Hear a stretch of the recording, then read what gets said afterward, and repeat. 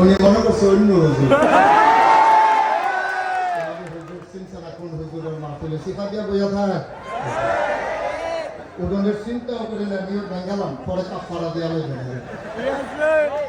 সুন্দর করে বল